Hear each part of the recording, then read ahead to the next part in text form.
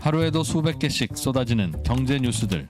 복잡하고 재미없고 깊이가 없어서 실망하셨습니까? 복잡한 건 쉽게, 쉬운 건 재밌게. 재미있는 건 깊게 전해드립니다. 뉴스는 이해다. 언더스탠딩. 유튜브에서 언더스탠딩을 검색하세요. 좋아요 안 누른 당신 부끄럽군요. 구독 누르세요.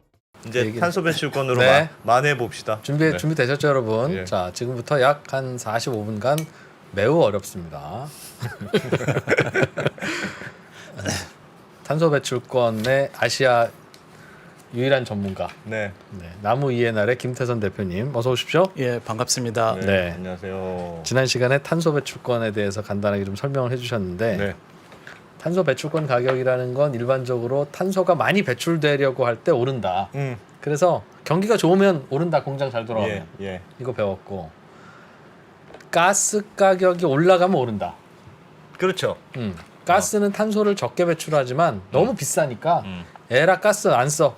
석탄 사서 떼. 네. 그리고 그냥 가스 배출권 사서 탄소 배출권 사서 뭐 배출하면 되지. 네. 그래서 가스 가격이 오르면 오른다. 그것도 생각나요. 지난주에 어려웠던 중에 음. 천연가스 가격과 석탄 가격의 차이. 네. 요 가격의 갭 차이가 이론적인 탄소 배출권 가격이 된다. 그랬었죠. 그래서 이 가격이 벌어지면 탄소 배출권 가격이 높아지고 이게 좁아지면 네. 석탄 가격이 높아지거나 그렇죠. 천연가스가 떨어지면 낮아진다. 뭐 이런 것도 배웠었죠. 배웠죠. 그래서 석탄은 열차의 열차고 탄소 배출권은 열차의 침대칸 이용권이고 네. 가스 가격은 그 동네 호텔 값이다. 네. 그러니까 그 비유는 좀 어렵다는 어렵다는 반응이 있었어요. 네, 실패했어. 그 비유는 좀 어렵다는 어쨌든 반응이 개념은 있었습니다. 그건데. 그리고 하나 기억나는 건 이 탄소 배출권 가격이 벌금보다 높아질 수가 없다. 왜냐하면 벌금 내면 되는데 굳이 벌금보다 비싼 걸 샀다가 반창고를 그렇죠. 붙일 이유가 없죠. 할 이유가 없다. 그리고 최근에 탄소 배출권 가격이 떨어졌는데 그 이유는 석탄 가격이 많이 오르다 보니까 야 이렇게 비싼 석탄을 떼서 굳이 탄소 배출권을 사서 붙이지 말고 예. 그냥 가스 떼자. 네. 뭐 석탄이나 가스나 비슷하네 라고 하면서 탄소 배출권을 다들 안 사는 바람에 탄소 배출권 가격이 이렇게 떨어졌다. 그 정도까지 이해했습니다. 대충 그 정도 네. 맞습니까? 대충 맞죠? 예. 네. 저 때문에 고생을 많이 하는 것 같아가지고. 네. 오늘은 뭘 배웁니까? 오늘은 그 지난 시간에 반밖에 안 하신 거래. 그때 우리가 그렇게 머리 쥐었다 뜯어가면서 배웠는데 그게 절반밖에 안 하신 거라 해서 네. 다시 모셨습니다. 예. 근데 또 제가 그 사이에 예. 장표를 좀 눈높이 낮춰가지고 예. 더 늘렸거든요. 네. 그래서 이제 45분 동안 이거를 한번 다 해보겠습니다. 설명하시는. 예. 네. 그래서 좋습니다. 지난 시간에 뭐 잠깐 말씀드리면은 탄소 배출권 시장이란 거는 감축 대상 업체들의 그 감축 옵션에 있어서 하나 방법이다. 예. 그러니까 감축하는 데서 100%다 시장 참여자들이 탄소 시장을 통해서 그걸 사들여 가지고 이행하는 게 아니고 예. 가격이 비싸지면 오히려 내부적으로 감축할 수 있는 프로젝트들에 대한 그런 것들을 찾거나 또는 원가에 대한 비교를 해서 시장 가격이 싼지 비싼지를 평가해서 오히려 저희 쪽에 그 감축 프로젝트들이 원가가 싸면 시장 가격보다 싸면 그거를 해야 되는 예. 그런 상황이고요. 예. 그래서 그 포인트를 놓치시면 안 될 것 같고요. 그리고 지난 시간에 아마 기억하실 것 같습니다. 그 아주 단순한 예를 들었었는데 그 가스 가격이 100이면 네. 석탄이 70이면 같이 100이 되게 해주는 30이 탄소 배출권 가격이다라는 네. 거는 그거는 이제 잘 이해하시고요. 너도 나도 가스 안 쓰고 석탄 쓰면서 30짜리 배출권 배출권 사면 되니까. 어. 그래서 양쪽 다 100백이 되게 해주는 예. 탄소 배출권 가격이 네. 이런 가격이다. 그렇죠. 탄소 배출권이 만약 20이라면 굳이 100인 가스 안 쓰죠. 그렇죠. 석탄 사서 예. 탄소 배출권 20 주고 사면 되니까 네, 그렇지. 너도 나도 계속 그렇게 할 테니 탄소 배출권 가격이 결국은 30까지는 오르겠죠. 예. 그리고 왜 저희가 그렇게 에너지 시장 쪽에 바라봐야 되는지 이유를 잠깐 말씀드리면 네. 에미션 마켓 쪽에서 그 발전회사가 차지하는 포지션이 뭐 45%쯤 되거든요. 네. 그 안에서 또 발전회사들이 또 전기를 생산하는 데 있어서 쓰는 연료가 석탄하고 가스에 대한 비중이 크기 때문에 유럽에 같은 경우에는 이런 포지션이 이제 갈수록 줄긴 하더라도 예. 여전히 이제 절대적으로 높은 수치다라는 네. 것 때문에 이 연료 전환에 대한 개념을 잘 정립해 두시면 탄소 저장을 이해하는 데 있어서 도움이 될 것 같습니다. 알겠습니다. 네. 그래서 저희가 이번에 뭐 시간이 좀 쫓겨가지고 네. 빨리 말씀드려야 될 것 같은데 지난 시간에 자세하게 말씀드리지 못한 부분이 좀 몇 가지 있었거든요. 예, 예, 그래서 예.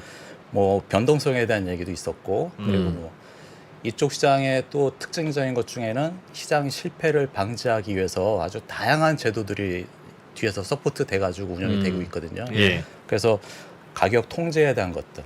그래서 시장 안정화 조치가 두 가지 맥이 있는데 네. 하나는 가격 통제하고 물량 통제. 그렇게 두 가지 트랙으로 해서 EU ETS는 운영되고 있다라는 그런 얘기를 잠깐 드리겠고요. 네. 그리고 끝으로 우리가 지난 시간에 말씀드렸던 것 중에 한계 감축 비용이라는 거 있지 않습니까? MAC다라고 네. 마지널 어베이먼트 코스트라고 이제 말씀을 드린 것 같은데 네. 그 내용도 뒷단에서 잠깐 언급을 하도록 하겠습니다. 그 했었나 기억이 안 나. 네. 네.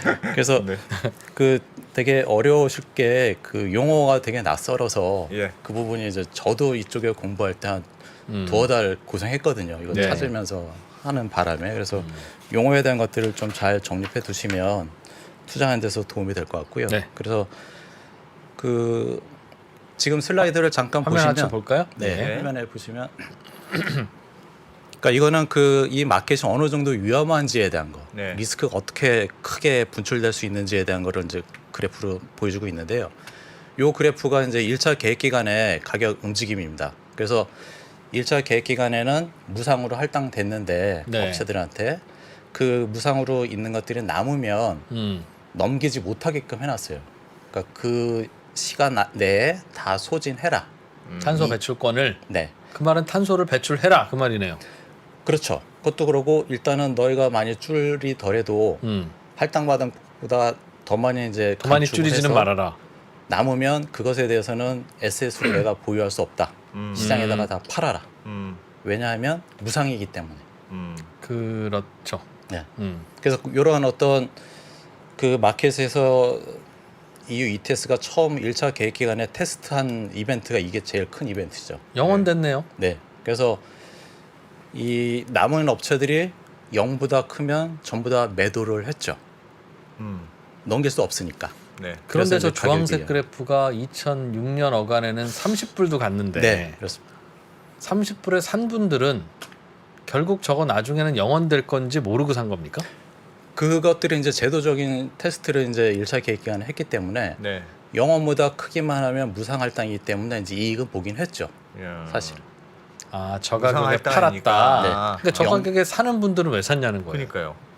다 살 필요가 감축에 없잖아요. 대한 것들이 그 사이에 많이 자기네들이 배출을 많이 하게 되면은 그 또 매집을 하는 거고. 짧은 시간에도 필요한 사람이 네. 있을 테니까. 네. 아. 그래서 할당된 양이 있기 때문에 그 네. 양은 분명히 맞춰야 되거든요. 그럼 2006년에 내뱉은 가스는 2006년에 탄소 배출권을 사서 채워 넣었어야 되는 겁니까? 그렇죠. 이거는 이제 아. 그 이행 기간이다라고 그러거든요. 그 예. 기간을 음. 그렇게 이제 1년마다 이렇게 정해져 있기 때문에 아, 그때 그 해 써야 돼요. 2008년에 분명히 저것 영원 될 거야라는 걸 알아도 네. 2006년에 우리가 가스를 많이 배출했으면 비싸게라도 사서 갚았어야 된다. 어쨌든 여기서 하는 이벤트는 이 1차 계획 기간은 그 무상으로 해가지고 2월 금지했던 네. 이런 것들에 대한 어떤 테스트였다라고 예. 보시면 될 것 같고 그 이후에는 할당에 대한 것들이 늘어나면서 이제 2월에 대한 것들은 이제 허용하는 그래서 가격이 0으로 이제 빠지는 일은 없었죠. 그래서 지금까지 해오고 있고요. 예. 그것도 알아두시고 그래서 이 장표를 그 제가 추가한 이유는 어떤 그 제도적인 샥이 가격에 그대로 전가될 수 있다. 아. 그런 것들은 이제 조심스럽게 그러네요. 봐야 된다는 거죠. 예. 그래서 계속 말씀드리지만은 마켓이 단순하게 이렇게 수급의 논리에 의해서 운영되는 것 플러스 정책이나 제도에 대해서 그런 것들이 영향이 크기 때문에 네. 이 부분에 있어서도 잘 기억해 두시면 좋을 것 같다라는 얘기고요. 그리고 네. 지금 8페이지는 그 예. 저희가 그 지난 시간에 변동성에 대한 얘기를 제가 자세하게 말씀 못 드렸습니다. 그래서 예. 이 변동성에 대한 것들을 어떻게 계산하냐라고 하면 그 종가 베이스에서 수익률을 이제 매번 구해요. 예. 이걸 가지고 변동성으로 환산한 게 이거거든요. 그러니까 결국은 이렇게 변동성이 높다는 얘기는 그 시점에 일별 수익률 변동이 컸다라고 보시면 돼요. 가격 진폭이 컸다는 네. 뜻입니까? 예. 전일 대비해서 밑에 건 뭐라고요? 밑에 건 파란색은 뭡니까? 파란색. 요거는 요 저기 종가 데이터를 가지고 저희가 이제 아. 변동성이라는 것들을 파란색은 종가 데이터고 그냥. 네. 야. 요거는 그 변동성에 대한 인덱스고요. 투자 네, 인덱스고 파란색이 변동성, 파란색이 네. 변동성이고 주황색은 요거는 가격, 가격에 대한 수익률. 수익률? 네. 수익률. 전일 대비해서 얼마만큼 등락이 있었나.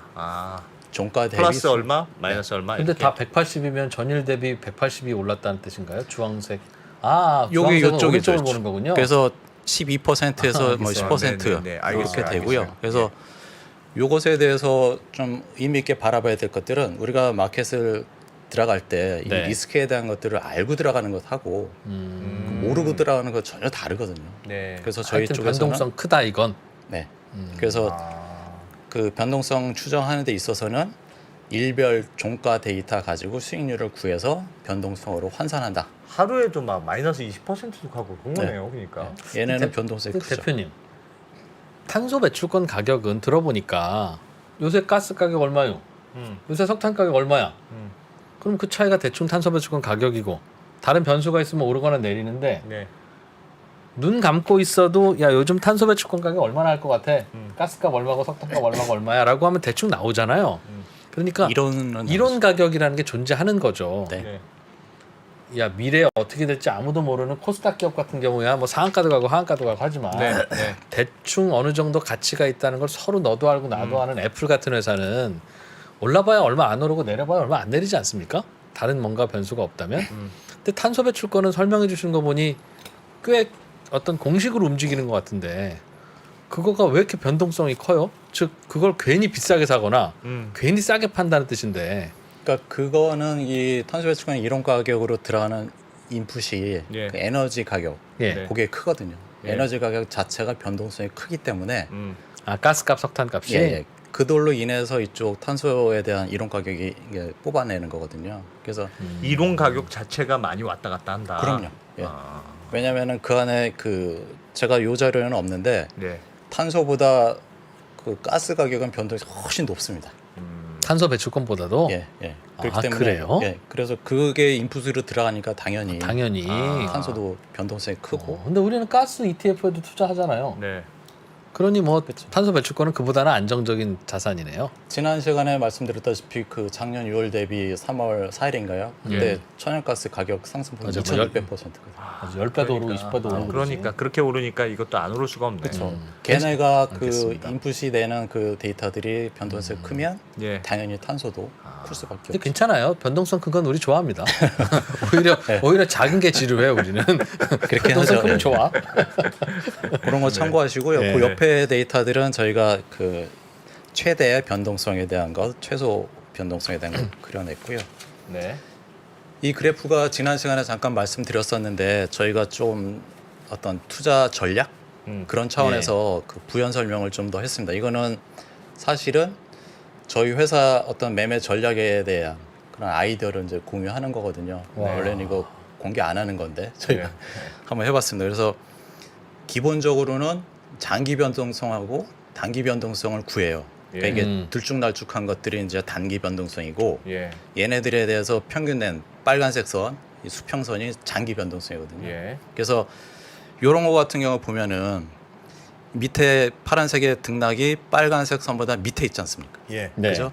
이 얘기는 장기 변동성이 단기보다 더 크고 일단은 더 크고 이동 평균선, 이 노란색 선에 대한 이동 평균선을 그어 가지고 정배열이 나타나면 네. 매입 포지션이 더 훨씬 확률적으로 이익 날 가능성이 크다. 그런 생각. 최근에 변동성이 줄어들면서 예. 그렇죠? 그 말이 단기 변동성이 작다는 뜻이고 네. 변동성이 줄어들면서 이평선이 정배열이라고 하는 건 가격이 상승 추세라는 뜻이죠. 그렇죠. 예. 그럴 때는 사는 게 맞는 것 같다. 예. 왜냐하면 만약에 이 앞에 데이터가 없다라고 가정하면 네. 여기서부터 쭉 올라갈 때 계속해서 앞부분보다 계속해서 사상 최고치를 경신하죠. 네. 그럴 때 우리가 이제 사상 최고치에 대한 부담이 있어서 미리 팔 필요는 없고 네. 이런 장단기 변동성에 대한 것들을 잘 카운트 하셔서 예. 이게 뒤집어질 때 포지션을 나오는 게 더 맞고요. 그게 이제 극단적인 게 이때죠. 최근에 있었던 이벤트죠. 여기서도 지금 앞단에 있는 이 조건이 또 만족이 되고 있거든요. 예. 그래서 이제 장기가 단기보다 더 높은 상태고 여기에 대해서 이평선으로 쭉 그리게 되면 계속해서 정별이 나와 있고 네. 우상향하기 때문에 사상 최고치를 터치하더라도 끝까지 한번 버텨볼 수 있는 거죠. 투자 요령은 그런 네. 것 같다. 미리 빠져나오지 말고 이게 역전될 때 이게 지금 역전이 됐잖아요. 이거 확 분출할 때 이때 포지션을 나와도 이 사상 최고치에 대한 것을 어느 정도 수익으로 가져가지 않을까라는 그런 사상이 있습니다. 거래할 이거는- 땐 그런 요령이다. 예, 이거는 지금 제가 보이는 슬라이드는 탄소 배출권에 대한 가격 가지고 했지만은 개별 종목도 가능하고요. 네. 삼성전자나 이런 개별 종목들도 다 가능하고 개별 종목들도 단기 변동성, 장기 변동성을 비교해서 그거는 저희가 많이 테스트를 했고요. 그래서 성과가 그렇게 썩 나쁘지는 변동성이 않습니다. 좀 줄어들 때가 매수 포인트다. 네. 왜냐하면 여기서 보면은 방향은 올라가고 있는데 일별 변동 수익률로 보게 되면은 그렇게 크지가 않았다는 얘기거든요. 그러니까 꾸준히 이제 가랑비에 옷 젖는 그런 그러니까 거래는 많지 않으면서 슬슬 올라가는 슬금슬금 놈이 올라가는 예, 때. 그때가 뭔가 좀 좋은 때야 이런 얘기네요. 이거는 저희가 많이 백테스팅한 결과이기 때문에 한번 나중에 그런 요령이다. 한번 막 확장해서 거래량이 붙으면서 올라가는 게 아니고 네, 일단 변동성만 변동성이 변동성만 크지 않은 게 거래량이 좋다. 아니고 네. 크지 않은 게 거래량은 이제 좋다. 나중에 또 말씀드릴 기회가 있겠고 그래서 저희가 이 빨간색 선보다 위로 스파이크 난 경우가 있지 않습니까? 네. 이 부분에 대해서 그 시간화를 또 혼란스러워할 수 있으니까 변동성이 커지는. 예, 그 이평선을 한 이유가 그거거든요. 요 혼란스럽게 오버 그 인버티드 된 역전됐었을 때 이 부분에 있어서 팔고 나오지 말고 이평선으로 쭉 보고서 이평선이 정배열을 유지한다면 그것은 네. 홀딩이다. 예, 저게 그 단기가 더 높더라도 계속해서 홀딩하는 게 낫다. 그건 왜 그럴까요? 왜 그렇게 봐야 돼요? 그러니까 이게 그 올라갈 때는 추세가 한번 형성되면은 그냥 계속 버티는 게 더 좋아 보이거든요. 그게 장단기가 뒤집어지면서 그러니까 변동성이 크다는 건 오르다는 사람과 내린다는 사람이 막 이렇게 의견이 여전히 혼재돼 있다는 뜻인데 그렇지 않고 한쪽 방향으로 컨센서스가 모아졌다 이런 뜻인가요? 그러니까 그럼? 여기서 그 이 변동성에 대한 파란색 선을 그릴 때 요 구간을 잠깐 보시면 앞에 네. 거 볼까요? 되게 낮거든요, 변동성. 이게 수익률이. 예. 이게 안정적으로 이제 최대한 그 거래량 받침하면서 이제 조금씩 안정적으로 올라갔다는 얘기예요. 이게 확 올라가거나 그러면 이제 금방 무너질 텐데 매물대에 부딪혀가지고 그래서 이렇게 변동성이 안정적으로 갔다는 얘기는 네. 일별 수익률이 좁지만 네. 아주 안정적으로 해서 꾸준히 올랐다. 그게 이제 이 밑에 그래프상의 이 움직임을 볼 수가 저거는 있는 탄소 배출권뿐만 아니라 거래되는 웬만한 자산들이 다 저렇게 움직인다는 거겠죠. 저희가 그 내부적으로 갖고 있는 그 프로덕트들 중에 하나인데 네. 그 다른 원자재 ETF나 뭐 개별 종목도 다 테스팅 해봤고요. 예. 대충 그래요. 나쁘진 않습니다. 수익률. 근데 저런 데이터를 구하기가 어려울 것 같은데요. 변동성, 장기 변동성, 단기 변동성까지 보여주는 그러니까 이거는 이제 잘 저희 없죠. 회사에서만 회사에서만 갖고 있어요. 근데요, 저 좀 전에 그 그래프 좀 다시 한번 앞 페이지 봐주세요. 말씀하세요? 가장 최근 페이지. 음. 지금 저는 저 상승률밖에 안 보여서 이거요? 2017년 무렵에 예.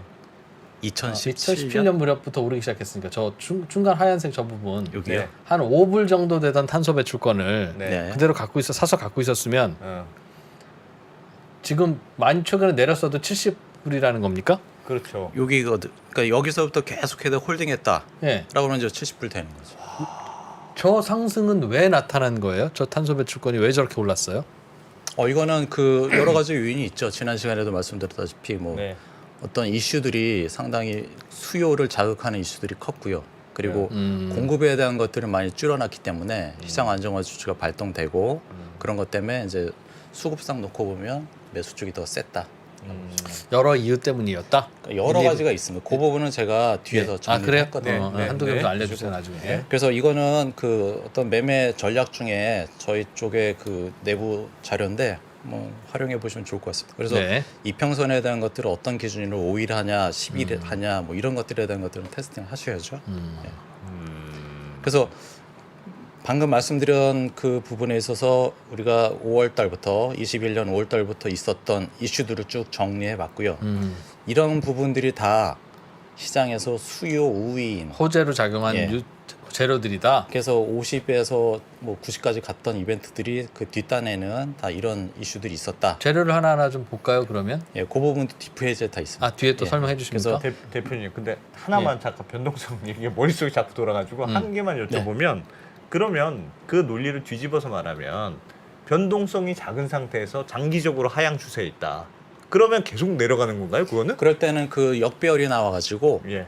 포지션을 털고 나와야죠. 그건 털고 나와야 되는 예, 상황. 예. 하여튼 변동성이 낮을 때는 그 방향으로 간다. 낮고 이평선들 간의 정배열이 견고하면 네. 계속해서 홀딩하라는 거죠. 그게 종가 기준으로 해서 사상 최고치를 경신한다 손 치더라도 네. 버텨라. 버텨야 된다. 그 꺾어진 다음에 네. 변동성 해도 충분한- 확대되고 아, 역배열이 전환되면 포지션 떨고 나와라. 변동성이 확대되면 그때 나와야 된다. 네. 그래도 이평선이 살아 있으면 가라는 거고. 예. 이평선이 살아 있어도 변동성이 커지면 팔아야 됩니까? 그건 그 정도는 아닙니까? 아니고요. 버티면 좋죠. 그럼 결국은 이평선 본다는 거고. 그러니까 저희가 그 웨이트는 이제 따로 계산해서 보는데 뭐 50대 50 정도 보시면 되거든요. 그래서 근데 이평선이라는 게 오르면 또 정배열되기 마련이라서 그냥 오르면 계속 들고 있어라는 얘기처럼 들리는데. 네. 그래서 그 두 지표가 네. 그 이평선의 그 정배열, 역배열 그 지표하고 네. 변동성하고 웨이트를 적절히 잘 봐서 예. 들어가야 되는 것도 어려운 일이죠. 원래 데드크로스 나오면 파는 거예요. 근데 이게 여러 예, 그 예, 시장에 알겠습니다. 대해서 네, 해봤는데 네. 맞더라. 괜찮더라고요. 예. 이거는 뭐 나무 이해하라고 알아서 거래하시고요. 지금 보시는 슬라이드는 저희가 예. 지난 시간에도 말씀드렸다시피 그 이론 가격에 대한 것을 어떻게 산정하는지, 그러니까 석탄 가격하고 가스 가격을 넣어서 예. 데이터를 넣어서 어떻게 이론 가격이 나오는지. 그래서 와. 저희가 그 연료 전환 가격이다라고 표현을 했는데 예. 이거는 석탄하고 가스 간의 연료를 바꿀 때 바꾸기 위한 30에 지난 시간에 얘기했던 30을 찾기 위한 그 로직이거든요. 예. 그래서 이 석탄 가격이 톤당 132유로. 132유로가 되고요. 예. 이거를 전력회사 입장에서 볼 때 이거를 이제 메가와트로 바꿔야 돼요. 석탄과 단위- 가스의 연료 효율은 다르니까. 예, 연료 효율하고 전환 배수값하고 에너지 효율값 네. 이런 것들을 다 중간에 넣어서 톤당 132불짜리 그 2유로짜리는 전력으로 환산하면은 40불, 네. 40유로쯤 된다 이렇게 보시고요. 이제 이 사이에 계산하는 것들이 이제 복잡한 게 있겠죠, 수식이. 예. 그리고 그 석탄에 대한 탄소 배출권 계수값은 톤 메가와트어당 0.86이라는 그 계수값을 가지고 있다는 거죠. 네. 1톤을 석탄을 통해서 발전할 때 네. 석탄이 배출해낼 수 있는 CO2의 양은 1톤당 1메가와트아워당 0.86 네. 톤이 아. 나온다. 네. 그렇게 전환하는 높죠. 거군요. 예. 예. 예. 이게 이제 이쪽 시장에서 얘기되는 것들이 탄소 배출 계수값이다. 아. 이게 석탄에 대한 거 이렇게 네. 보시고요. 가스는 마찬가지로 이거는 그 MMBTU라고 해서 열량 단위거든요. 예. 이것도 이제 똑같은 로직으로 그 컨버팅하는 레이트는 이제 다르죠. 그리고 에너지 효율값도 다르기 때문에 얘 그 MMBTU당 14.34유로면 메가와트아워 바꾸게 되면은 88.96으로 나오죠. 이렇게 네. 바뀌고 가스는 탄소 배출 계수값이 석탄보다 낮아요. 네. 0.36밖에 안 돼요. 아. 저건 고유의 값입니까? 네. 고유의 디폴트 값이고 그리고 나라마다 네.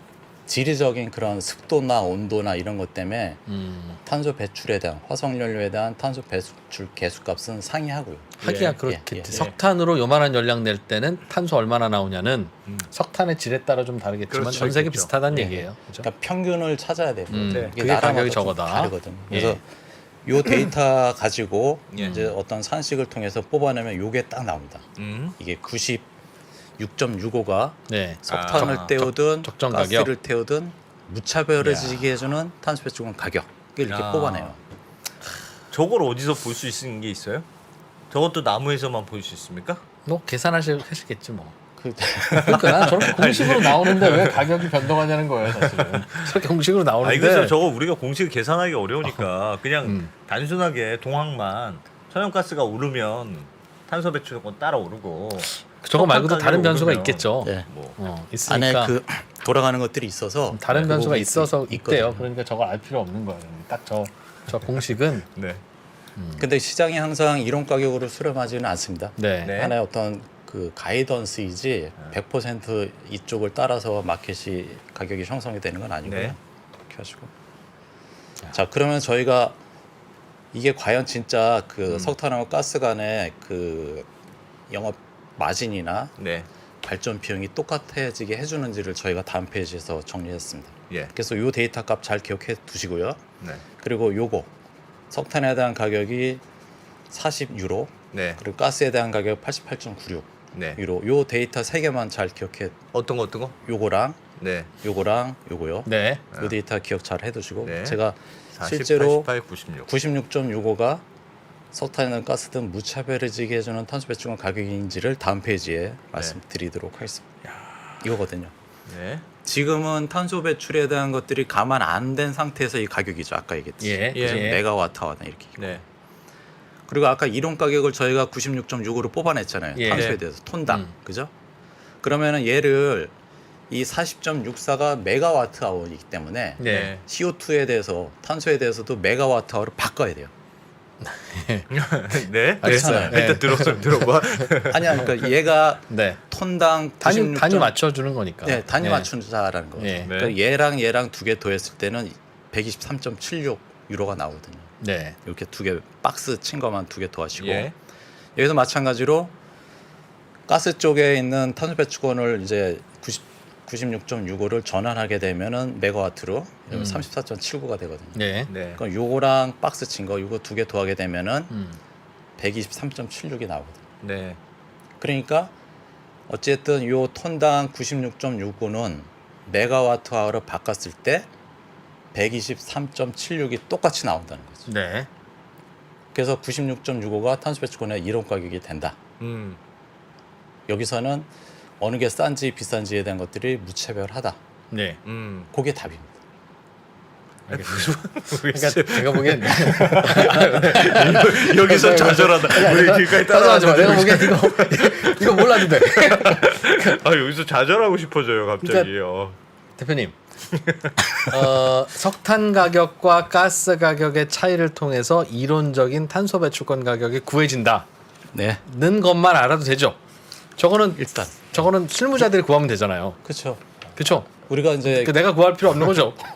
저희가 만약 필요하면 뭐 공개적으로 뭐 해주셔도 되니까. 그래 해도 되고요. 그러니까 그래서 알겠어요. 예. 네, 알겠어요. 아, 다행이다. 몰라도 돼. 아니 어쨌든 시험이 안 나온대. 그럼 하나만 기억해 두실 게 네. 여기서 톤에 대해서 탄소가 거래되잖아요. 네. 이거 발전회사 입장에서는 그 톤을 메가와트아워로 바꿔서 본다는 얘기예요.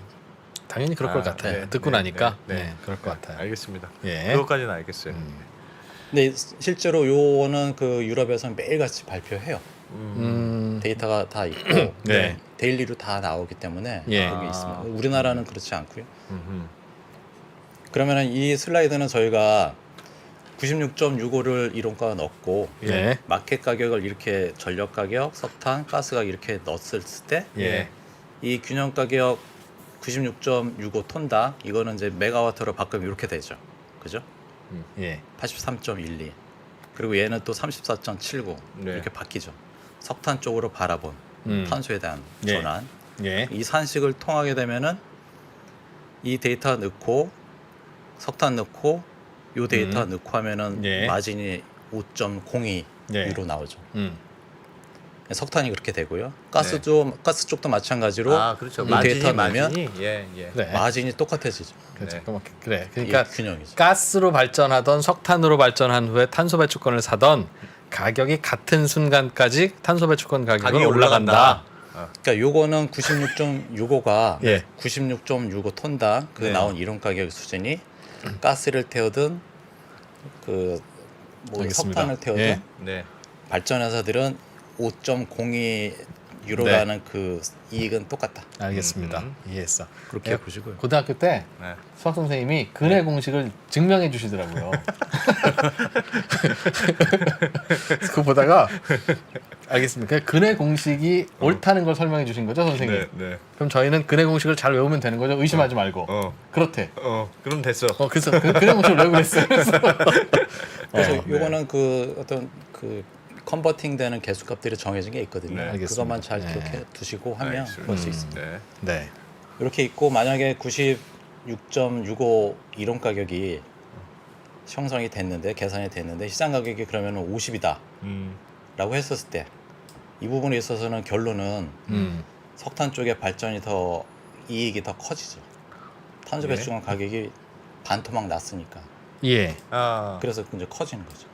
그렇죠. 그래서 탄소 배출권 가격이 내려가면 예. 석탄 발전을 해서 탄소 배출권을 붙여서 사는 게 하는 유리하니까. 게 유리하다. 아, 그래서 그 이 말이죠. 조건이 되게 되면은 이론 가격인 96.65보다 이 시장 가격이 많이 빠졌기 때문에 네. 탄소에 대한 매수세가 더 붙어서 네. 96.65까지 가격을 끌어올리려고 노력을 하겠죠. 예. 누가요? 정부가 시장에서. 시장에서. 시장에서. 어. 균형 가격보다 시장 가격이 형성하는 게 낮게 디스카운트 됐으면 네. 그 부분에 있어서 발전회사들은 그 탄소에 대한 가격이 싸기 때문에 그걸 더 사서 네. 그러니까 왔다 하게 갔다 되면, 한다. 그 예. 이론 가격이 떨어지면 그 이론 가격 붙으려고 시장이 그렇죠. 점점 움직인다는 거죠. 그래서 우리가 알다시피 그 차익거래에 대한 것들이 다 그거거든요. 네. 균형에서 벗어났을 때 시장의 심해에서 글로 수렴하니까 균형 가격을 대충 알아야 되겠네. 그러면 그 가격에서 벗어나면 이게 거기에 맞추려는 동학이 생긴다. 그런 뜻이네요. 그래서 이번에도 보면은 지난번에 그 3월 2일인가요? 네. 그때 이제 장중에 저가가 55유로까지 밀렸어요. 예. 그래서 최근에 이제 77유로까지 올랐는데 네. 그때 그 이면에는 이런 것들이 이제 작동된 거죠. 이게. 균형 가격보다 훨씬 싸졌기 때문에 네. 네. 탄소에 대한 매수세가 붙어서 올라가는 가격이 거지. 올라가는. 이런 거 같아. 소고기가 있고 돼지고기가 있잖아요. 예. 돼지고기가 싸지. 소고기가 비싸고. 그런데 어떤 마법의 상추가 있다고 써봅시다. 네. 그 상추로 돼지고기를 쌈을 싸면 소고기 맛이나. 소고기 맛이 똑같이 나. 네. 똑같이 나. 그러면 이 마법의 상추의 가격은 네. 어떻게 정해질까요? 돼지고기와 소고기의 그렇지. 차이. 소고기와 돼지고기의 가격 차이가 상추값이겠지. 그렇지. 예. 돼지고기 가격이 떨어지면 상추 다들 싼 돼지고기에 상추 싸 먹으려고 하니까 그렇지. 상추가 그렇지, 비싸지겠지. 그렇지. 음. 같은 가격이면 그래도 소고기를 먹는 사람도 있을 수 그렇지. 있겠으나. 그런데 대부분 또 돼지고기 가격이 거의 비싸면 네. 돼지고기 가격이 900, 소고기가 1000이면 이 상추를 200을 주고 안 살 거 아니겠어요. 그렇죠. 그냥 소고기 그냥 난 소고기 그냥 사지. 소고기 먹지. 그러니까 상추값이 떨어지고. 네. 네. 그 얘기죠? 이게 대체적이기 이해됩니다. 이해돼. 예. 이해 좋았던 것 아주 같아요. 그 실질적인 이해. 마법의 상추까지 등장했어 지금. 그래서 이게 그 어떤 그 발전하는 데 있어서 대체 성격의 에너지원이기 때문에 네. 이런 것들이 가능하죠. 말씀하신 것처럼 뭐 고얘도 소고기가 돼지고기에도 좋고요. 네. 알겠습니다. 알겠습니다. 다음 페이지 요거는 저희가 그 차익거래 관점에서 그러면은 석탄 가격, 마켓의 가격 알고 그리고 시장 가격이 이렇게 100유로다라고 했었을 때 이 두 개의 데이터를 이용해서 적정한 가스 가격을 뽑아내잖아요. 이것도 가능하죠. 반대로. 예, 거꾸로. 우리는 그동안 석탄과 가스 가격을 통해서 이런 그렇죠. 가격을 당연하죠. 뽑아냈는데 네. 네. 오히려 사고를 좀 그렇지. 전환해서 아. 얘네 두 개 데이터에 대해서 완벽하다. 아. 그럼 지금 호가되고 있는 것들 가스 가스, 가격이 가격은 알 수 있죠. 비싼지 싼지 그러네. 그럼 그죠. 상추 얼마, 돼지고기 얼마면 소고기는 얼마에 나오지 않으면 이거보다 비싸면 소고기 안 팔려. 그러네.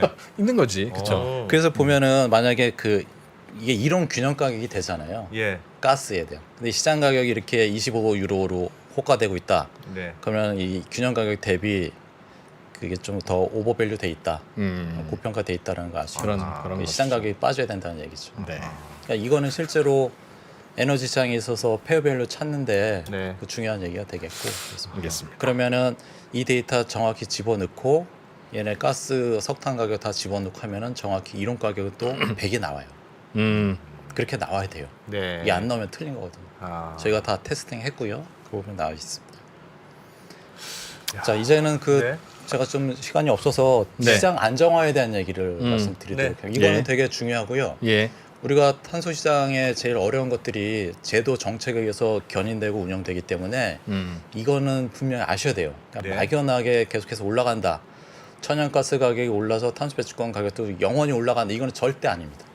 제도적으로 막아놨거든요. 예. 그 내용을 이제 간략히 말씀드리면 그 EU 그 다이렉티브 부속서 29A라는 게 있어요.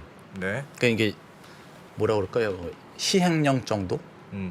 되는 거예요. 시장을 운영하는 데 있어서 아주 서브단에 있는 시행령 정도가 된다라고 보시면 되는데 예. 여기서 제일 강력한 거는 요 빨갛게 표시된 거 6개월 연속 탄소 배출권 탄소 배출권 가격이 직전 1개년도 평균의 3배를 3배보다 상회해야 비싸면 음. 예. 그러면 탄소 배출권 물량을 쏟아 부어서 안정시킨다. 네. 음. 이거는 강력한 얘기거든요. 음.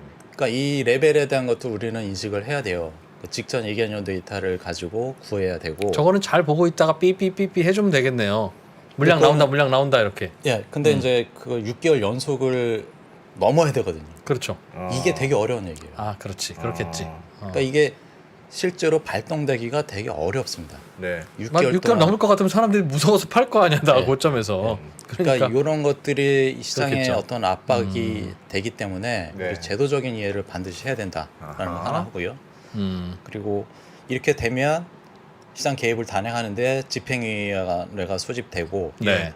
그 이후에 이제 이게 옳은 이유가 뭐냐라는 것도 이제 이 집행위원회가 조사를 하죠. 예. 실제로 그 정상적으로 해서 올랐냐 아니면 투기냐 뭐 이런 것들 불공정 거래 때문에 올랐냐 이런 것들을 이제 네. 조사하죠. 예. 근데 이제 만약에 그래도 뭐 올랐다라는 걸 또 인식을 하게 되면은 그때부터는 이제 경매물을 해가지고 시장을 가격을 내려버린다는 거죠. 주택 시장이랑 똑같아요. 집값이 계속 오르면 정부가 들여다보고 이게 투기꾼 때문이냐 아니면 진짜 공급이 부족하기 때문이냐 보고 투기꾼 때문이 아닌 것 같으면 공급을 한다. 네. 그래서 지난 요거는 5년간 이제 있었던 일이죠. 펀드멘털에 부합하지 않는 경우에 이제 물량을 쏟아서 가격을 예. 내린다는 얘기인데 이 부분이 참 해석이 애매해요, 사실은. 그렇겠어요. 항상 그런 건 아니고. 예. 그리고 여기서는 이 제도는 우리나라 대한민국도 이 제도를 많이 채용을 했어요. 채택을 해가지고 운영이 되고 있고 실제로 예. 그렇습니다. 네. 그런데 실제로 여기까지 이렇게 6개월 연속 돼가지고 3배 이상 된 네. 이벤트는 전혀 없습니다. 종전에도 없었습니까? 이번에 작년 12월 20날쯤에 요 비슷하게 전개가 됐었는데 네. 떨어졌죠 이번에. 집행위원회에서 괜찮다라고 아하. 해서 그때부터 이제 또 올랐죠. 그러면 탄소 중간에 배출권 물량을 인위적으로 공급해 본 케이스는 없습니까? 그 부분도 있어요. 예, 뒤에 있고요. 뒤에 됩니다. 항상 그래서- 질문마다 뒤에 답이 있을까? 그거는 이제 시장 안정화 조치인데 네. 그거는 이제 유통 물량에 어느 정도 상한이 있고요. 그 벗어나게 되면은 그 물량을 빼버리는 유통되는 것 중에서 빼버리는. 오히려 빼요. 네. 가격을 올리려고. 그쵸. 그러니까 가격이 너무 오르는 바람에 이건 공급 부족인데 싶어서 물량을 더 주는 그러니까 케이스는 없느냐. 가격이 계속 오르면 예. 네. 자기네들이 그 적정 그 시장 유동 물량을 가지고 있거든요. 네. 그거보다 초과돼 있으면은 그 유통되는 물량 중에서 24%를 빼버려서 네. 세이빙 해둬요. 그러면 그래서 가격이 더 오를 거 가격이 아니겠습니까? 올라요. 예. 가격이 올라서 감축 프로젝트를 견인하는 거죠. 잠깐만요. 탄소 배출권 가격이 비싸지면 비싸질수록 프로젝트 하죠. 사람들은 야 저거 사느니 그냥 탄소 줄이는 노력을 돈 주고 하자고 할 테니 가격을 떨어뜨리지 않는 게 목표예요. 탄소 배출권 가격이 어느 정도 유지되어야 한다는 이 게 목표입니까? ETS는 기본적으로 상한 하단이 이렇게 막혀 있고요. 네. 그게 계단식으로 올라가기를 원해요, 다들. 너무 밴드를- 튀어도 안 되고 너무 낮아져도 안 네. 된다. 정부가 그죠? 위원회가 예. 어. 집행위원회에서는 항상 요 가이던스를 가지고 가요. 네. 이 부분에 있어서 이제 어떤 경우에는 하단을 50유로로 막는 경우도 있고 네. 60유로도 막는 경우도 있고 가면 갈수록 올라가고 음. 과징금도 마찬가지로 계속해서 올라가죠. 지금은 과징금이 100불이라서 네. 100불보다 더 비싸게 형성되기는 어렵다. 만약에 요 석 달 저기 평균 4배 한 게 그 100을 초과할 경우도 있거든요. 예. 다음 페이지에 있는데 그거를 말씀드릴게요. 요게 그렇습니다.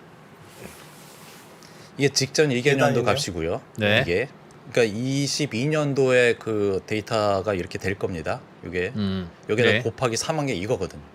네. 그럼 여기서 이제 혼란스러운 거는 이 세배한 것이 6개월 동안 연속되는 것도 보장될 가능성이 낮고 네. 그렇겠죠. 그리고 과징금보다 이게 더 높다는 비쌀 얘기죠. 이유도 없고. 예.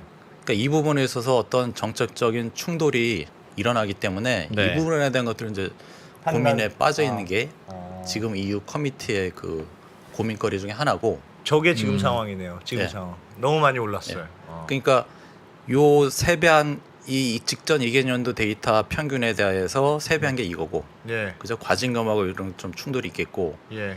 과징금이 좀 올라야 된다는 뜻이네요 지금. 만약에 이것들이 개런티가 되고 그러면 과징금이 올릴 수밖에 없는 거죠. 예. 예. 그래서 최근에 나온 것들은 3배 하지 말고 예. 2배 하자. 요 수준으로. 아예 좀 더 묶어두자 가격 변동을. 그죠. 그 개정안이 지금 뭐 올라가 있고요. 예. 요것에 대한 결정은 5월쯤에 2배 할지 3배 할지에 대한 것들을 정하겠다라는 것들이 커미티의 얘기입니다.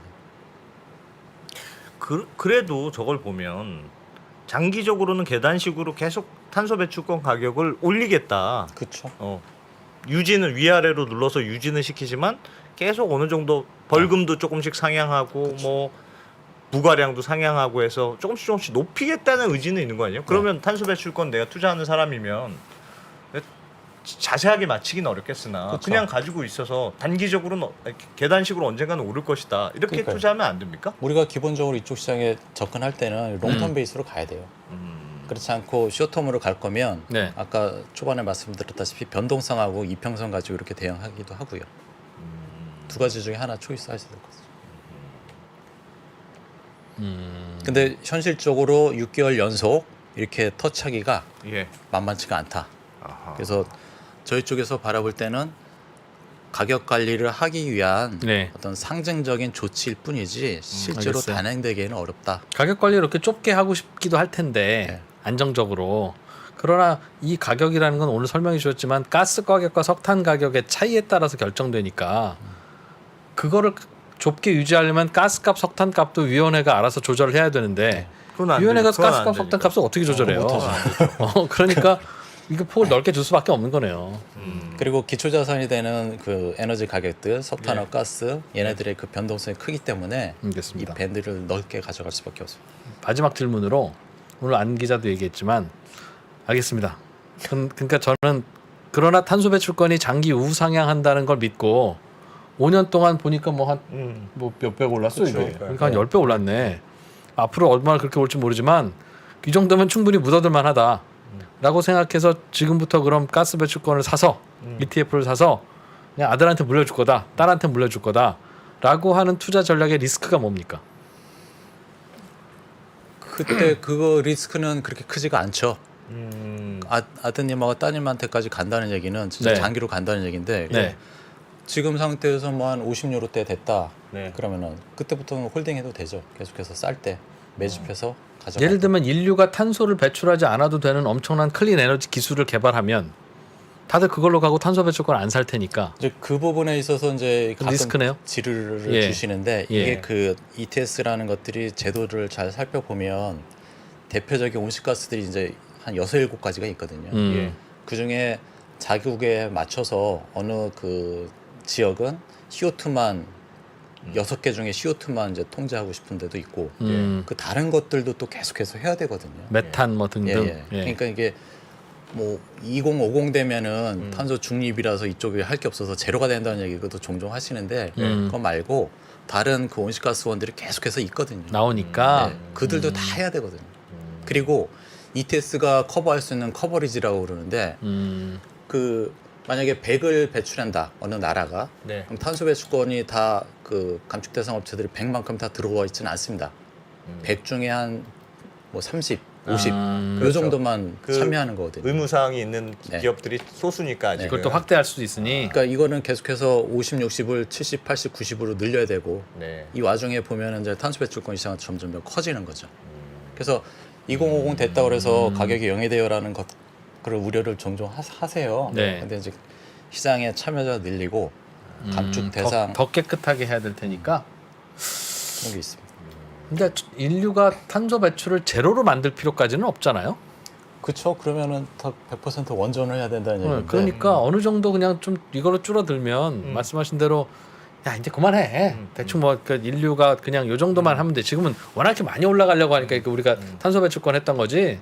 요 정도면 오케이야라고 하면 탄소 배출권 가격은 안 오를 것 같은데요. 그러니까 이번에 올랐던 이유가 가장 큰 게 그거거든요. 러시아 고 이벤트고 네. 천연가스 가격 그쪽 때문에 이제 많이 올랐지. 그거 아니었으면 한 50유로쯤이면 적정하거든요. 예. 지금 오버밸류 됐다라고 보고 있고요. 알겠습니다. 그다음 페이지 볼까요? 요건 이제 대한민국의 그 시장 안정화 조치에 대한 제도적인 얘기예요. 이게 네. 되게 복잡하다라는 것들을 말씀드리고 싶어서 이 정도로 EU도 못지않게 해놓고 있거든요. 우리나라도 그러니까 우리나라도 EU 쪽에 ETS를 벤치마킹해서 이렇게 운영되고 있다. 그래서 시장이 그렇게 그 제도적인 것들에 대한 이해를 반드시 해야 된다. 그렇지 않고선 알겠습니다. 어렵다라는 거 말씀드려요.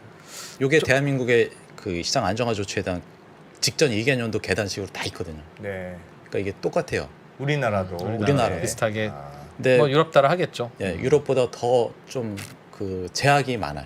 음. 그거는 알고 계시고요. 알겠습니다. 그래서 조금 내용이 얼마나 남았습니까? 저희가 시간은 다 돼서 한 4페이지쯤 네 남았거든요. 페이지? 제가 빨리 말씀드릴게요. 많이 남았네. 그래요? 얼마나 걸리실 것 같으세요? 한 5분이면 될 것 같습니다. 오, PD님 고개를 사우뚱. 네. 빨리 말씀해 주세요. 알겠습니다. 진짜. PD님 허락하셨으니까 네. 네, 5분만 그 더 지금 하겠습니다. 20페이지는 아까 얘기했듯이 그 물량에 대한 통제거든요. 예. 시장 안정화 조치 상한이 8억 3천 톤 네. 그리고 4억 톤을 이렇게 하단이 막혀 있어요. 근데 어느 해에 유통된 물량이 8.3억 톤보다 초과가 되면 네. 이제 시장 안정화 조치가 발동되는 거죠. 물량을 흡수하는. 네. 그래서 20년도에 유통된 물량이 16억 톤 정도 됐는데 8억 톤, 8.3억 톤을 이제 초과했죠. MSR이 뭐죠? 마켓 스테빌라이제이션 리저브에 대한 안정화 조치, 안정화 조치. 안정화 조치. 그러니까 위아래로 막는 거. 그러니 생각보다 탄소를 많이 배출했다 싶으면 탄소 배출권 가격을 올린다는 말이죠. 요거는 그 억지로. 유통되는 물량을 줄여서 가격을 올리겠다는 얘기. 그러니까 탄소 배출 양이 많은 것 같으니 예. 그 우리 지구의 대기를 위해서. 그러니까 예전에 2005년도부터 해왔던 그 물량들을 계속해서 이월하고 하면서 세이빙된 것들이 이제 많거든요. 탄소 가지고 배출권이 네. 권이 예. 예. 그래서 그 물량을 상한 이렇게 정하고 네, 너무 네, 많아지면 네, 흡수해서 네, 가격 네. 폭락을 막는다. 이것을 넘치면 알겠습니다. 예. 요 15.8억 톤에 대해서 24%인 3.8억 톤을 이쪽에다 비축을 해버려요. 네. 커미트 그 자기네 계정에다가. 저런 유통 구조로 물량이 돌아간다는 줄는 거죠. 예. 그리고 반대로 유통되는 것들이 4억 톤 이하면 여기서 1억 톤 끌어다가 이쪽에 인젝션 해준 거예요. 그래서 물량을 통제한다. 위원회는 적정한 밴드를 만들고 싶어 한다는 뜻이네요. 알겠습니다. 알겠습니다. 이게 이제 문제되는 것들은 이 24% 되는 것들이 감축하는 양들이 26년도까지 계속 간다는 얘기거든요. 물량을 계속해서 줄여서 배출권 가격을 올리겠다는 예. 그 내용이 있고요. 그게 이 얘기거든요. 이게 시장 안정화 조치 돼서 유통 물량 감소하고 피트포 55 작동해서 감축을 더 많이 하고 할당을 줄이는 거죠. 이 얘기는 공급을 적게 해주는 거고 예. 그러면 배출권 가격 오르고 그러면 시장에서 사는 것보다 감축 프로젝트를 진행하는 거죠. 우리가 그동안 계속해서 얘기했던 그죠? 그런 프로젝트에 대한 것들을 고민하고 에너지 전환에 대한 것들도 고민하고 이렇게 되고 그러면은 탄소 배출권에 대한 수요세는 감소하고 가격은 빠지고 그럼 또 남는 거죠. 그러니까 또 이게 남아. 그 사이클이 되는 거거든요. 아. 이러면서 가격은 올렸다 내렸다 하면서 이렇게 계속해서 올라가는 거죠. 계단. 조금씩 알겠습니다. 이렇게 예. 저런 것 때문에 내려가는 타이밍이 생기는 거군요. 그러니까. 그러니까 이게 되게 그 마켓의 그 가격 결정에 되게 큰 영향을 줘요. 야. 이게. 그래서 이 부분 알아두시면 좋을 것 같고요. 그리고 이제 한계 저감병에 대한 것들이 결국은 네. 감축 프로젝트들에 대한 라인업이거든요. 예. 어떤 온실가스를 줄이는데 코스트가 마이너스인 경우가 있거든요. 어떤 게 있을까요? 마이너스 되는 게. 마이너스요? 감축 시켰는데도 심지어 돈이 덜 들어가는 게 아니라 오히려 누가 돈을 줘. 예, 덜 들어가는 거죠. 비용이 마이너스 비용. 네. 예를 들면 뭐가 있습니까? 뭐 엘리베이터 뭐 홀짝제 운영한다든지, 네. 그리고 뭐 백열전구 이렇게 LED 바꾼다든지, 네. 네. 뭐 그런 게 이제 제일 크죠. 그래서 그래서 뭐- 돈은 드는데. 돈은 들어도 만약에 그걸로 비용 감축되는 게 더 그거보다 크다. 이게 감축이 더 효과가 크면 알겠어요. 마이너스 전기료도 적게 들고 네. 탄소도 적게 하고 알겠어요. 그런 게 있고요. 그래서 이게 뭐 소등이라는 것도 있겠고 뭐 네. 복도에 있는 전기 끌 때 그때도 어찌됐든 빌딩 같은 경우 크거든요. 그런 것들이 있고 그런 프로젝트들은 이제 처음에 할 거고 점점 갈수록 비용이 많이 드는 걸 가면 갈수록 할 수밖에 올라가기 때문에 없는데. 배출권 가격도 올라갈 수밖에 없는 태생적으로. 그러니까 이게 원가 수준이거든요. 예. 그래서 그렇겠죠. 이 6개 프로젝트를 제가 한다 그러면 가중 평균하게 되면 이렇게 되거든요. 이 가격보다 시장 가격이 높냐 낮냐에 따라서 내가 프로젝트를 하냐 시장에서 사냐 음. 이거를 하는 거거든요. 결국에는 탄소 배출권 가격은 저 흰색 점선보다는 위에 있어야 된다는 거죠. 일반적으로 그 시장에서 살 때는 프로젝트 베이스가 아니고 내가 시장에서 즉각 살 수 있기 때문에 리스크에 대해서 이제 프리미엄이 붙어 있는 거죠. 오히려. 예, 오히려 그래서 야. 한계 감축 비용이 이 점선보다 위에 있겠네요. 시장의 가격이 위에 있는 게 합리적이죠. 합리적이죠. 이 프로젝트 하다가 뭐 잘못되거나 하면은 그 코스트가 또 함몰 코스트로 그러네요. 되니까 음. 그런 것들이 있어서 이게 이제 정상적인 시장이다. 그래서 이쪽 시장 이해할 때 한계 감축 비용에 대한 것하고 탄소 배출권 가격을 같이 보셔야 된다. 알겠습니다. 요거는 캘리포니아 ETS하고 REGG에 대한 얘기인데 참고하시고요. 계속해서 가격은 올라가고 있다라는 거 보시고요. 이거는 ETS에 대한 거 우리가 그 지금 상장돼 있는 게 4개 종목이기 때문에 그때 그 글로벌 쪽이 요 바스켓이거든요. 이쪽 시장에 대한 이해를 잘 해 두시고 이 대상 설비에 대한 것들이 상당히 달라요. 얘는 뭐 10,000개고 500개고 막 이렇거든요. 참고로 캘리포니아 ETS하고 대한민국의 ETS 많이 근사해요. 네. 실제로 규모나 이런 것도 보시고 요게 온실가스에 대한 커버리지가 이렇게 다르다라는 거 아까 말씀드렸다시피 종류가 다르다. 예, 그러니까 이것들을 여기는 더 확장해야 되고 그렇기 때문에 시장마다. 2050 됐다 그래서 이게 셧다운 되거나 하는 일은 없을 것 같고 그렇습니다. 결론은 어쨌든 결론이다. 클로징 해야 되니까 네. 이번에 그 조정된 것들 네. 이제 ETS에 대한 어떤 사이클링이 한번 잘 돌았다. 예. 시장 가격하고 프로젝트 간의 이런 것들에 대한 사이클링을 보였다는 거 말씀드리겠고 그리고 이거는 좀 주의 깊게 보셔야 될 것 같아요. 글로벌하게 온실가스 감축은 톤당 50유로 정도가 이제 한계 비용이 맥 커브에 대한 코스트가 되겠고 예. 유럽에서 작년에 얘기됐던 것들이 하단에 대한 가격을 60유로 정도 보자라는 얘기가 있었어요. 컨센서스 그래서 있다 이거죠. 네. 하단이 막혀 있다는 얘기가 이제 여기서부터 예. 나오는 거죠. 60은 넘어. 60유로 이상은 될 거다. 그러니까 60에서 100 사이 움직이는 게 정상이라는 얘기네요. 그래서 이번에도 55까지 내려왔다가 그 이후부터 반등했거든요.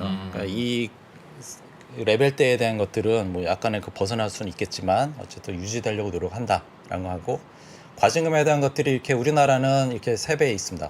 단가의 3배고 상한은 10만 원으로 맞게 있습니다. 예. 그게 있고 그리고 제일 중요한 거는 26년도까지 유통되는 물량을 계속해서 줄여가면서 가격을 올려서 네. 이렇게 하는 움직임이 위원회가. 있다. 그래서 저희 쪽의 개인적인 소견은 어쨌든 사태가 지금 러시아 쪽이 계속해서 뭐 금방 끝날 것 같지 않고 그래서 변동성 확대는 불가피하고 좀 빠지게 되면은 이제 조정시 매수하는 것들이 어떤가라는 생각입니다. 알겠습니다. 예, 이상입니다. 알겠습니다. 요거 자세히 배우고 싶은 기업들도 있을 거고 네. 뭐 관심들도 있을 텐데 나무 이해 날 뭐 유튜브에서 검색하시든 구글에서 검색하시든 하면 심화학습 하실 수 있을 것 같아요. 네. 예. 그리고 대충 그냥 요 정도만 배우고 넘어가죠라고 했는데 대표님이 엄격하셔서 아니야 그걸 내야 돼. 너 이것까지도 알아야 돼. 예, 그래서 이 내용은 여기 저희 3프로 TV 하이라이트에도 거기에 좀 정리 올려놓겠습니다. 올려놓겠습니다. 네. 예. 보충 수업까지 네, 잘 감사합니다. 해주셨습니다. 고맙습니다. 고맙습니다. 예, 나무 이해 나라 김태선 대표였어요. 디지털 세계에서는 사실 뭐랄까 소유권이라는 개념이 좀 희박하잖아요. 네, 복사가 네. 너무 간편하니까 이거를 이제 보장해줄 수 있는 굉장히 신기술이다. 지구를 잘게 쪼개 땅을 사고 팔 수 있는 메타버스 플랫폼. 3만 원에 팔린 프랑스 에펠탑은 지금 170만 원이 됐습니다. 디지털 아티스트 비플의 한 작품이 지난달 팔린 가격은 787억 원. 그리고 게임 캐릭터 성형을 통해 월 1,000만 원을 버는 크리에이터의 등장까지 새롭게 펼쳐지는 세상에 대한 전망과 리스크를 담았습니다. 여러분도 메타 리치를 꿈꾸신다면 변화의 흐름에 올라타 보세요.